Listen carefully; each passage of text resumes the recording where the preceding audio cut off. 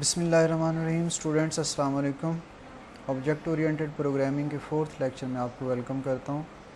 इस लेक्चर में हम स्टडी करेंगे डिफरेंट डेटा टाइप्स, जिनमें integer, short, long, float, double, long double, और एक्सपोनेंशियल फॉर्म को कैसे इस्तेमाल करना है, और साथ ही हम किसी भी वेरिएबल्स को कांस्टेंट में कैसे डिफ़ाइन करना है। तो सबसे पहले हम ये देखते हैं कि हमारे पास जो बुनियादी वेरिएबल की टाइप्स हैं उनमें इंटीजर, शॉर्ट, लॉन्ग, फ्लोट,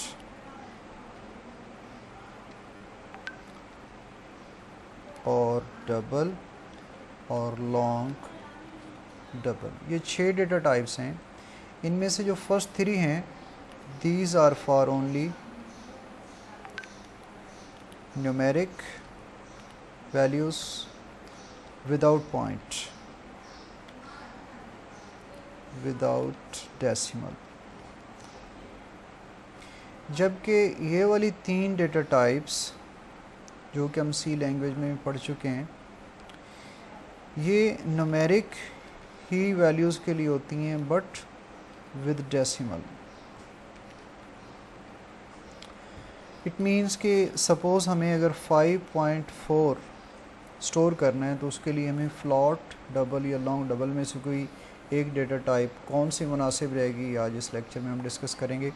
लेकिन अगर कोई वैल्यू हो 5, चूँकि इसमें डेसिमल नहीं है इसलिए हम इन 3 में से कोई एक डेटा टाइप सेलेक्ट करेंगे।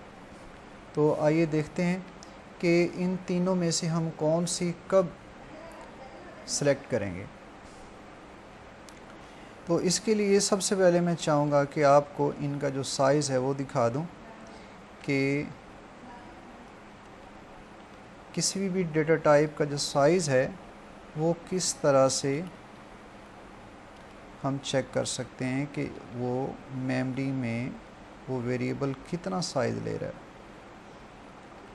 Size of integer and line, इसको अगर एग्जीक्यूट करें तो आउटपुट आ जाएगी 4। इट मीन्स कि इंटीजर जो है हमारी मशीन पे 4 बाइट्स ले रहा है। बाकी दीगर जो हमने 6 टोटल डेटा टाइप्स देखी हैं, अब इनकी भी जो मेमोरी, इनका भी मेमोरी साइज़ देखते हैं। जी, इंटीजर जो है ये 4 बाइट्स, शॉर्ट 2 बाइट, और लॉन्ग जो है अगेन 4 बाइट लेता है, फ्लॉट 4, डबल 8, और लॉन्ग डबल जो है वो 12 बाइट्स हमारी आजकल की जो लेटेस्ट मशीन्स हैं उन पे। इंटीजर, शॉर्ट और लॉन्ग में क्या डिफरेंस है? इंटीजर भी आपने देखा 4 बाइट लेता है, लॉन्ग भी 4 बाइट लेता है, लेकिन दोनों में एक वाज़ेह डिफरेंस ये है कि जो पुरानी मशीन्स थी जो 16 बिट थी, जैसे डॉस और विंडो के पहले वर्जन जो हैं, उनमें इंटीजर का साइज़ हमेशा 2 बाइट्स हुआ करता था और शॉर्ट। लेकिन इस मशीन पे आपने देखा जो एडवांस मशीनें हैं, आजकल की जो मशीन्स हैं विंडो के लेटेस्ट वर्जन जिन पे रन हो रहे हैं, उनमें इंटीजर जो है वो 4 बाइट्स ले रहा है। इट मीन्स कि 16 में 2 बाइट्स और 32 बिट या 64 बिट मशीन्स पे जो है वो 4 बाइट्स ले रहा है इंटीजर साइज़।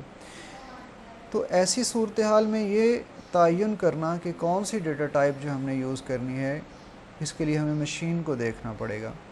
लेकिन शॉर्ट और लॉन्ग जो ऐसी डेटा टाइप्स हैं वो जिस किस्म की मशीन मर्ज़ी हो उस पर हमेशा शॉर्ट 2 बाइट लेगी और लॉन्ग 4 बाइट लेगी। अब इसका तयन जो है हमने करना है कि हमारे लिए मौके की मुनासबत से कौन सी डेटा टाइप मुनासिब रहेगी। इसके साथ फ्लॉट 4 बाइट लेता है, डबल 8, और लॉन्ग डबल जो है 12 बाइट्स। और आपको मालूम है कि जितना जिसका साइज़ बड़ा होगा, मेमोरी में जितने बाइट्स ज़्यादा लेंगे उसकी रेंज उतनी ज़्यादा होगी। जैसे शॉर्ट की जो रेंज है वो 2 बाइट्स हैं। हम ये एग्ज़ाम्पल देखते हैं। इसमें मैंने एक शॉर्ट वेरिएबल लिया। शॉर्ट का साइज़ 2 बाइट्स होता है, उसकी मैक्सिमम रेंज जो है 2⁻16, चूँकि 2 बाइट्स में 16 बिट्स होते हैं, सो टोटल रेंज बनी 65,536। इट मीन्स कि इसमें टोटल जो न्यूमेरिक वैल्यूज़ रिप्रेजेंट हो सकती हैं वो 65,536 है। लेकिन बाय डिफ़ॉल्ट शॉर्ट जो है वो पॉजिटिव और नेगेटिव दोनों वैल्यूज़ दिखाता है, सो हाफ हाफ पोर्शन हो जाएगा, हाफ उसका पॉजिटिव के लिए, हाफ नेगेटिव के लिए। जो एंड पॉइंट्स बनेंगे वो 0 से लेके 32,767 from positive side and from negative sides, ये वैल्यू। सो अब मैंने जो एक्सट्रीम वैल्यू है ये पहले उसको असाइन की और उसके बाद आउटपुट दी। इसमें ओरिजिनल वैल्यू अगर ये हो तो आउटपुट कितनी होती है, और अगर ये वैल्यू हो जो उसकी एक्सट्रीम वैल्यू से ज़रा बड़ी है तो फिर देखते हैं कि आउटपुट कितनी आ रही है। ये वैल्यू सिलेक्टेड थी इसलिए एरर आया, दोबारा ज़रा इसको, एरर था नहीं। इसके आउटपुट देखते हैं तो ओरिजिनल वैल्यू 32,767 और डिस्प्ले भी सेम हुई, लेकिन जब उसकी एंड वैल्यू से बड़ी वैल्यू दी मैंने तो डिस्प्लेड वैल्यू उसकी साइन इन्वर्ट हो गई, मतलब कि आउट ऑफ रेंज होगी, जिसको आप ओवरफ्लो भी कहते हैं। सो इसकी जो अपर लिमिट है, अगर ये साइंड यानी without any extra word unsigned अगर इस्तेमाल हो तो उसकी अपर लिमिट जो है वो ये 32,767 बनेगी। अब अगर इसकी रेंज बढ़ाना चाहते हैं तो सिंपली हम ये यहाँ पे अनसाइंड का लफ्ज़ इस्तेमाल करेंगे। इससे क्या होगा कि ये रेंज पॉजिटिव नेगेटिव से ख़त्म होके ये नेगेटिव पोर्शन जो है ये भी इसमें शामिल हो जाएगा, और मैक्सिमम जो रेंज है वहाँ तक इसकी अप्रोच बन जाएगी 65,536। तो ज़ीरो से लेके एंड पॉइंट जो है वो ज़ीरो शामिल अगर होगा तो 35 तक जाके एंड होगा। अब अगर देखें वही कोड है, अब आउटपुट इसकी ज़रा डिफरेंट आएगी। इसके मुताबिक अब वैलिड वैल्यू बन गई, अब साइन इन्वर्ट नहीं हो रही, मतलब कि अब ज़ीरो से लेके 65,535 तक विदाउट एनी ओवरफ्लो ये सपोर्ट करेगा। तो इस तरह से हमने देख लिया कि डेटा टाइप का प्रॉपर इस्तेमाल होना बहुत ज़रूरी है। आप एक ही वेरिएबल को यूज़ करके एक ख़ास लिमिट तक without any extra cost of memory आप ज़्यादा से ज़्यादा बड़ी वैल्यू उसमें स्टोर करवा सकते हैं अनसाइंड करके। और अगर आप पॉजिटिव नेगेटिव को भी कंसिडर करना चाहते हैं फिर आप इसको विदाउट अनसाइंड यूज़ करेंगे, मतलब कि वो साइंड नंबर होगा या साइंड वेरिएबल होगा। ये मेथड आप इंटीजर और लॉन्ग पे भी अप्लाई कर सकते हैं, सेम रूल इनका है। अब बढ़ते हैं फ्लॉट की जानिब। वही ना हो कि फ्लॉट जो है वो पॉइंट या डेसिमल वैल्यूज़ को स्टोर करने के लिए इस्तेमाल होता है। सपोज़ मैंने एक फ्लॉट वेरिएबल एक्स लिया और इसमें वैल्यू जो है 7.75 स्टोर करवाई, फिर उसको मैंने स्क्रीन पे प्रिंट करवाया, और फिर नेक्स्ट लाइन जो है उसमें मैंने इसमें एक इंक्रीमेंट किया, पोस्ट फिक्स इंक्रीमेंट ऑपरेटर, और फिर आफ्टर इंक्रीमेंट जो मैंने इस वैल्यू को प्रिंट करवाया।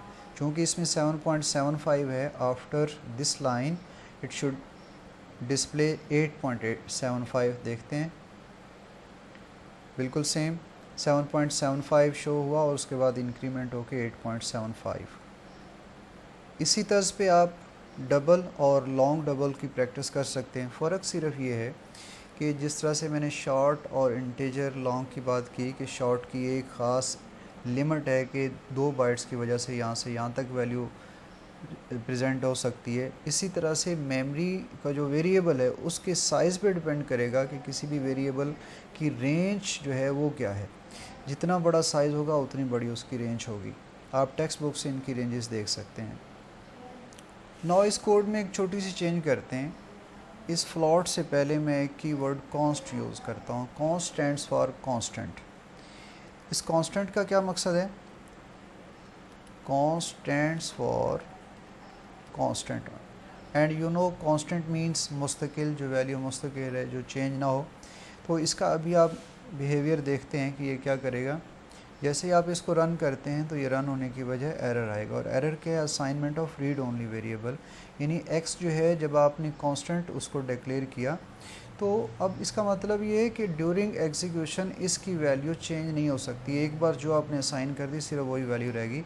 इसमें चूँकि हम चेंज कर रहे हैं बाद में, इसलिए ये चेंज नहीं हो रही। आपको याद है कि इसके बगैर इससे पहले फ्लॉट की वैल्यू इंक्रीमेंट होकर प्रिंट डिस्प्ले हो रही थी, मगर अब नहीं हो रही। नाउ इंक्रीमेंट ऑपरेटर हटाने से और इसको डेफिनेशन टाइम पे ही इनिशलाइज करवाने से अब इसकी आउटपुट जो है वो आप देख सकते हैं 7.75। मीन कि एक बार कांस्टेंट जो चीज़ डिक्लेयर हो गई वो दोबारा ड्यूरिंग एग्जीक्यूशन चेंज नहीं हो सकती। ये एक पहला मेथड है जिसके ज़रिए आप किसी भी नंबर को कांस्टेंट डिफ़ाइन कर सकते हैं। नाउ एक और मेथड है जो कि हैश डिफ़ाइन वाला मेथड है। ये सेकंड मेथड, इसमें हमने हैश डिफ़ाइन से एक जो कांस्टेंट है एक्स कैपिटल के साथ अमूमन लिखा जाता है उसमें वैल्यू 7.75 असाइन करवाई। यहाँ काबिल ज़िक्र बात ये, यहाँ पे इक्वल साइन नहीं यूज़ होता और एंड पे सेमी कॉलन यूज़ नहीं होता क्योंकि किसी भी प्री प्रोसेसर डायरेक्टिव के बाद सेमी कॉलन यूज़ नहीं होता। सो ये प्री प्रोसेसर डायरेक्टिव के तर्ज पे इसको हमने डिफ़ाइन किया और उसके बाद इसको यहाँ पे जब कॉल किया तो अगेन इसकी वैल्यू जो है प्रिंट हुई। चूँकि ये कांस्टेंट है इसलिए इसको भी आप ड्यूरिंग एग्जीक्यूशन चेंज नहीं कर सकते।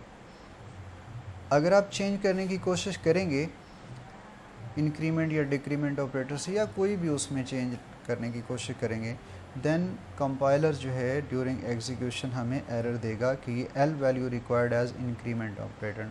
मींस के जो लेफ़्ट साइड ये जो वेरिएबल है यहाँ पे ये कांस्टेंट नहीं हो सकता, यहाँ पे कोई वेरिएबल ही इंक्रीमेंट उसमें लाया जा सकता है।